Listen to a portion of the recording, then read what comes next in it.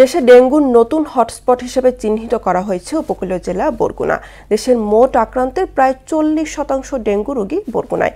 ইতিমধ্যে সদর হাসপাতালে 5 জন এবং অন্যান্য হাসপাতালে 8 জনের মৃত্যু হয়েছে।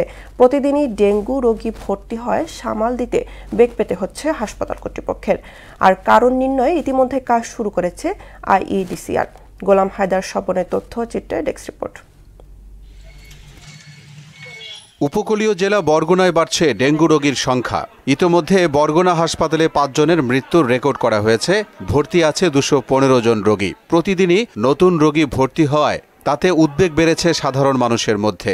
দিন দিন আক্রান্তের সংখ্যা বেড়েই চলেছে। তাই এখনই পদক্ষেপ না নিলে বড় বিপর্যয় দেখা দিতে পারে। মাথায় ব্যথা ছিল, গায়ে জ্বর ছিল, বমি এই তো। এখানে চিকিৎসার মান তেমন ভালো পাই নাই। আমরা বাইরে থেকে ওই সব টেস্ট করাইয়া এখানে আর কি থাকতে আসি। আজকে টেস্ট করব, ডাক্তার বলছে আজকে টেস্টের দরকার নেই, আগামী কালকে করবেন, দেখেন কি পরিস্থিতি। প্রপার ওয়েতে যদি ঔষধটা দেওয়া হতো তাহলে কিন্তু আজকে এই মশা নিধনটা হতো। জেলার 12 লাখ মানুষের জন্য একমাত্র চিকিৎসাস্থল বরগুনা জেনারেল হাসপাতালে রয়েছে ডাক্তারের সংকট। তাই দ্রুত সংকট সমাধানে কার্যকরী পদক্ষেপ দেখতে চায় সাধারণ মানুষ।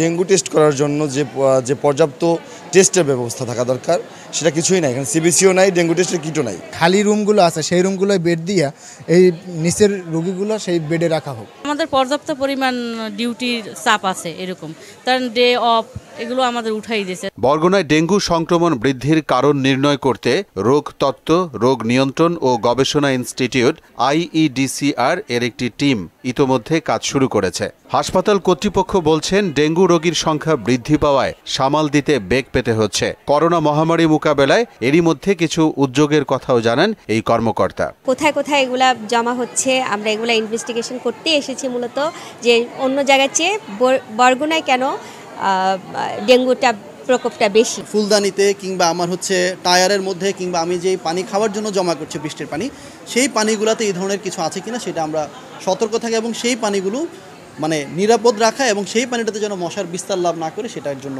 দৃষ্টি রাখা। ডেঙ্গু সহ করোনা পরিস্থিতি মোকাবেলায় সবাইকে সচেতন হওয়ার পরামর্শ ডাক্তারদের। ভর্তি ডেঙ্গু রোগীর সংখ্যা 215, যেটা একটা রেকর্ডই বলা যায়।